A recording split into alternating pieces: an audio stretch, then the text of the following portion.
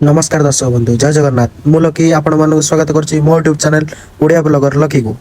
आज आम काकटपुरवासिनी माँ मंगला मंदिर विषय में आलोचना करवा। माँ मंगला मंदिर ओडिशार पुरी जिले में काकटपुर ठारे प्राचीन नदी कूल अवस्थित। यह ओडिशार एक पुरातन और प्रसिद्ध शक्तिपीठ अटे।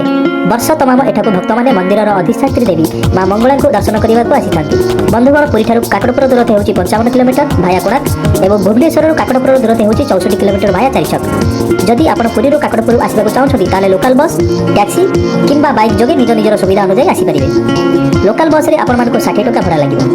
बंधुगण आपण पुरी काकटपुर आसवा बाटरे नील जलराशि सागर बेलेश्वर महादेव माँ रामचंडी एवं कोणार्क मंदिर देखिपारे।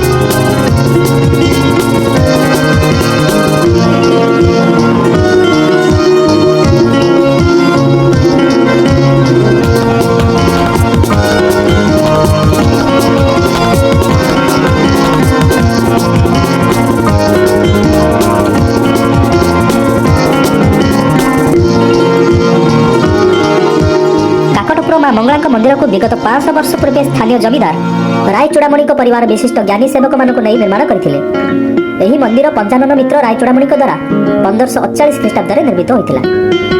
एबे आसंतु जानिबा मंदिरर किंवदंती विषय में। प्रचलित लोककथा अनुसार माँ मंगला विग्रह बहु काल पर्यंत प्राचीन नदी गर्भ में लुचि रही। दिने यह नदी में जड़े नाउरिया नाव बाउथिबा बेले बन्या आसिबारु थलकूल न पाई भासी जाउथिबा बेले मझी नईरे ता नाव स्थिर होई रहिला एवं नाव सहित से रक्षा पाइगला। किंतु से जानी पाइला नहीं जे से किपरि रक्षा पाइला। एहीपरि चिंतारे थिबा बेले थरे प्राप्त काल में मांकर स्वप्नादेश पाई तांको विग्रह को नदी गर्भରୁ उद्धार करी निकटस्थ मंगलपुर ग्राम में पूजार व्यवस्था कला। किछि समय अतिक्रांत एक कला वर्णर काकटिए प्राचीन नदी कूल को लंप देला। बहु समय बहु दिन अतिक्रांत करिगला किंतु सही काकटी आ फेरिला नहीं, कारण से नदीर भीतर पार्श्वर अटकी जाइतिला। जो स्थान में नाउरियाटी माँ मंगला प्रतिमूर्ति को पाइथिला काकटी अटकी जाइथिबारु एही ग्रामर नाम काकटक रखा जाइथिला। किछि समय अतिक्रांत करिगला परे मंगलपुर ग्रामटी काकटपुर नाम रे नामित होला एवं माँ मंगला काकटपुरवासिनी मंगला नाम रे परिचित हेले।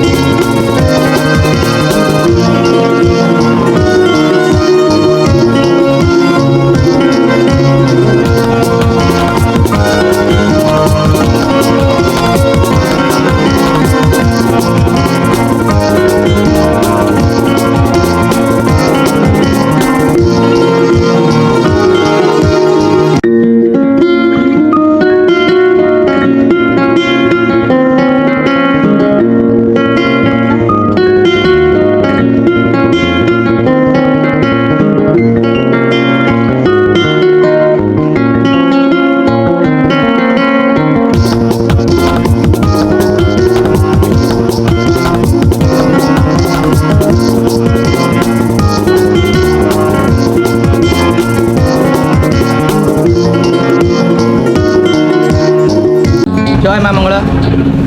मो ना तापस कुमार दीक्षित मंगला मंदिर पूजक एवं सेवक निजक आर्काइटर। जिते भी आप आसवे माँ को दर्शन अभिमुखे माँ को गोटे अलौकिक जिनस अच्छी माँ को बेढ़ा भितर जिते माँ को प्राचीन नदी उद्धार करागला गोटे शिला कलामुगिनी पत्थर ब्लैकस्टोन माँ को शिला मूर्ति सहित उद्धार करा माँ को स्वप्नादेश मंदिर दक्षिण पटे माँ को विश्राम शिलाटी रखा जहाँ को विश्राम शिला कहुए। प्रतिदिन माँ जगन्नाथ दर्शन करने जाती श्रीमंदिर। ଯେତେବେଳେ ଫେରନ୍ତି କିଛି ସମୟ ଏହି ବିଶ୍ରାମ ଶିଳା ଉପରେ ବସି ମନ୍ଦିର ଭିତରକୁ ପ୍ରବେଶ କରିଥାନ୍ତି। କାଳକ୍ରମେ ଏହି ଶିଳାଟି ଆସ୍ତେ ଆସ୍ତେ କ୍ଷୟ ହୋଇଯାଉଛି। ଆପଣମାନେ ଦେଖିବେ ଯେପରି ଆପଣ ସୋଫା ଉପରେ ବସି ବଇଲେ ସୋଫା ଯେମିତି ଦବିଯାଏ, ସେହିପରି ଏହି କଳାମୁକୁନି ପତ୍ରଟି ଆସ୍ତେ ଆସ୍ତେ ଦବି ଯାଉଛି। ଅତି ଅଲୌକିକ ଜିନିଷ। ଆପଣ ଆସିବେ ମାଙ୍କ ଦର୍ଶନ ଅଭିମୁଖେ ସେ ଶିଳାରେ ଲଗେଇ ମସ୍ତକ ଲଗେଇକି ଯିବେ, ଆପଣଙ୍କର ସମସ୍ତ ମନସ୍କାମନା ପୂର୍ଣ୍ଣ ହେବ। এই ମାଙ୍କ ପାଖରେ ମୁଣ୍ଡିଆ ମାଇଲେ, ଶିଳାରେ ମୁଣ୍ଡିଆ ମାଇଲେ। ଓଡ଼ିଶାର ପ୍ରମୁଖ ଶକ୍ତିପୀଠ ସିଦ୍ଧିପୀଠ କାକଟପୁର ମା ମଙ୍ଗଳା। ମା ହେଉଛନ୍ତି ଜଗନ୍ନାଥଙ୍କର ନିର୍ଦ୍ଦେଶ ଯାତ୍ରୀ। ନବକଳବର ହେଲେ ଏଇଠିକି ପୁରୀର ଦଇତାପତିମାନେ ଆସିଥାନ୍ତି, ଧ୍ୟାନ କରିଥାନ୍ତି, ମେଡ଼ିଟେସନ୍ କରିଥାନ୍ତି, ସ୍ୱପ୍ନାବତୀ ମନ୍ତ୍ର ନୃସିଂହ ମନ୍ତ୍ର ଜପନ କରିଥାନ୍ତି ଏବଂ ଜଗନ୍ନାଥଙ୍କର ଦାରୁ ମିଳିଥାଏ। କେଉଁଠି ଅଛି ଜଗନ୍ନାଥଙ୍କ ଦାରୁ ମା ସ୍ୱପ୍ନାଦେଶରେ ଦେଇଥାନ୍ତି। ମାଙ୍କର ଆଜ୍ଞାମାଳ ଗଲା ପରେ ଜଗନ୍ନାଥଙ୍କର ନୂତନ ବିଗ୍ରହ ପ୍ରତିଷ୍ଠା ହୋଇଥାଏ।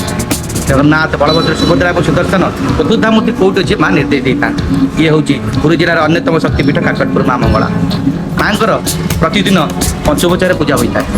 ସକାଳ ପ୍ରାତଃ ସମୟରୁ ମାଙ୍କର ସ୍ନାନ ମାର୍ଜନା ମୈଳମ ସରିଲା ପରେ ମାଙ୍କୁ ସକାଳ ସୂର୍ଯ୍ୟ ପୂଜା ଏବଂ ବଲ୍ଲଭ, ଦୁଇପର ଧୂପ, ସକାଳ ଧୂପ ଏମିତି ଅନ୍ନ ଭୋଗ ମାଙ୍କର ଲାଗିଥାଏ। ଯାହା ଜଗନ୍ନାଥଙ୍କ ପାଖରେ ଲାଗି ହେଉଛି ଯେହିପରି ପାଖରେ ଭୋଗ, ସେହିପରି ମାଙ୍କ ପାଖରେ ଭୋଗ ଲାଗି ହୋଇଥାଏ। ଭୋଗ ଲାଗି ସାରିଲା ପରେ ଭଣ୍ଡ ଭୋଗ ପରେ ମାଙ୍କର 2ଟାରୁ 2:30 ଭିତରେ ମାଙ୍କର ପହଡ଼ ପଡ଼ିଥାଏ ଏବଂ ସନ୍ଧ୍ୟା 5ଟାରେ ମାଙ୍କର ପହଡ଼ ଫିଟି 6ଟା ମଧ୍ୟରେ ମାଙ୍କର ସନ୍ଧ୍ୟାଆଳତି ହୋଇଥାଏ। ସନ୍ଧ୍ୟାଆଳତି ସରିବା ପରେ ମାଙ୍କର ରାତ୍ରରେ ପରେ ଅନ୍ନଭୋଗ ଲାଗି ହୋଇଥାଏ। ଯେଉଁ ଅନ୍ନଭୋଗରେ ଅନ୍ନ, ଡାଲି, ବିଭିନ୍ନ ପ୍ରକାର ବ୍ୟଞ୍ଜନ, ଖଟା, କ୍ଷୀରି, ଦହି ପଖାଳ, କାକେରା ଭୋଗ ଲାଗି ହୋଇଥାଏ ଏବଂ ବଡ଼ିସିଂହାର ଗୋଟେ ନୀତି ହୋଇଥାଏ। ମାଙ୍କୁ ସୁଯୋଗ ବଡ଼ିସିଂହାର ବେଶ କରାଯାଇଥାଏ। ବଡ଼ିସିଂହାର ବେଶ ସରିଲା ପରେ ମାଙ୍କ ପାଖରେ ଗୋଟେ ଅଧର ପଣା ପୂଜା କରାଯାଏ, ଯାହାକୁ ବଡ଼ିସିଂହାର ପଣା କୁହାଯାଏ। ଏହି ପଣା ଭକ୍ତମାନେ, ସାଧୁ ସନ୍ଥମାନେ ପାଇଥାନ୍ତି। ମାଗଣା ବିତରଣ କରାଯାଇଥାଏ ଏବଂ ମନ୍ଦିର ପହଡ଼ ପଡ଼ିକରି ଦୈନନ୍ଦିନ ନୀତିକାନ୍ତି ସମାପ୍ତ ହୋଇଥାଏ। ଏ ହେଉଛି ମାଙ୍କର ପ୍ରତିଦିନର ନୀତି ଏବଂ ମାଙ୍କର ଷୋଡ଼ଶୋପଚାର ହେଉଛି ଦୁର୍ଗା ପୂଜା ସମୟରେ ହୋଇଥାଏ। ମାଙ୍କର ପ୍ରମୁଖ ଯାତ୍ରା ମଧ୍ୟରୁ ଝାମୁ ଯାତ୍ରା, ଯାହା ଚୈତ୍ର ମାସରୁ ବୈଶାଖ ମାସ ମଧ୍ୟରେ ହୋଇଥାଏ। এই 2 ମାସ ମାଙ୍କର ଝାମୁ ଯାତ୍ରା ମାଙ୍କ ପାଖରେ ହୋଇଥାଏ ଏବଂ ଆଶ୍ୱିନ ମାସରେ ଷୋଡ଼ଶୋପଚାର ପୂଜା କରାଯାଇଥାଏ, ଯାହା ମୂଳାଷ୍ଟମୀ ମହାଷ୍ଟମୀ ପର୍ଯ୍ୟନ୍ତ ହୋଇଥାଏ। এই ମୂଳାଷ୍ଟମୀ ମହାଷ୍ଟମୀ ପର୍ଯ୍ୟନ୍ତ ମାଙ୍କୁ ବିଭିନ୍ନ ରୀତିନୀତି ହିସାବରେ ମାଙ୍କୁ ବେଶ କରାଯାଇଥାଏ। ତନ୍ମଧ୍ୟରୁ ମାଙ୍କର ନାଲି କଲି ବେଶ, କଳା କଲି ବେଶ, କାର୍ତ୍ତିକଙ୍କର ତୀରକମାଣ, ମହାସପ୍ତମୀରେ ମାଙ୍କର ସିଂହବାହିନୀ ବେଶ ଏବଂ ମହାଅଷ୍ଟମୀରେ ମହିଷା ମର୍ଦ୍ଦିନୀ ବେଶ ଅନୁଷ୍ଠିତ ହୋଇଥାଏ। ଓଡ଼ିଶାର ପୁରପଲ୍ଲୀରୁ ମାତୃଭକ୍ତମାନେ ଆସିଥାନ୍ତି ମାଙ୍କୁ ଦର୍ଶନ। କାହିଁକି ଏହି ଆଶ୍ୱିନ ମାସରେ ମାଙ୍କର ନିଶା ମଙ୍ଗଳବାର ସାଧୁଆ ମହିଳାମାନେ କରିଥାନ୍ତି। ପରିବାରର ମଙ୍ଗଳ ପାଇଁ ମା ମଙ୍ଗଳାଙ୍କୁ ପୂଜା କରିଥାନ୍ତି। ଘାଟରେ ଘାଟ ମଙ୍ଗଳା, ବାଟରେ ବାଟ ମଙ୍ଗଳା। ମାଙ୍କୁ ଯେଉଁଠି ଆପଣ ପୂଜା କରିବେ ମା ଆପଣଙ୍କୁ ଦର୍ଶନ ସେଇଠି ଦେବେ।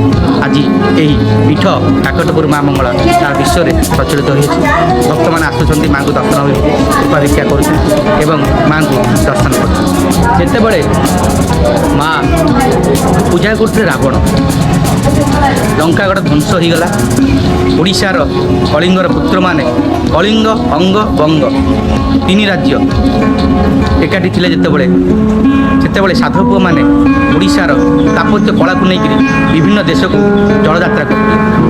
ସେହି ସମୟରେ ସିଂହଳରୁ ମାଙ୍କୁ ଆଣି ଏହି କଳିଙ୍ଗରେ ସ୍ଥାପନା କରିଥିଲେ ସାଧୁ ପୁଅମାନେ। ପୁରୀର ରାଜାଙ୍କୁ ସ୍ୱପ୍ନଦେଶ ପରେ ମାଙ୍କୁ ଆବିର୍ଭାବ ହୋଇଥିଲା। ଏମିତି କିଛି ଦୈବ ଦୁର୍ଘଟଣା ହୋଇଥିଲା ଯେଉଁଠି ନାବରେ ଅଙ୍ଗରେ ମାଙ୍କୁ ରଖିକରି ଆଣିକି ଆସିଥିଲେ ପ୍ରାଚୀନ ନଦୀ। ସମୁଦ୍ରକୁ ଯାତାୟାତ ପଥ ହେଉଛି ପ୍ରାଚୀନ ନଦୀ ଚନ୍ଦ୍ରଭାଗା ନଦୀ।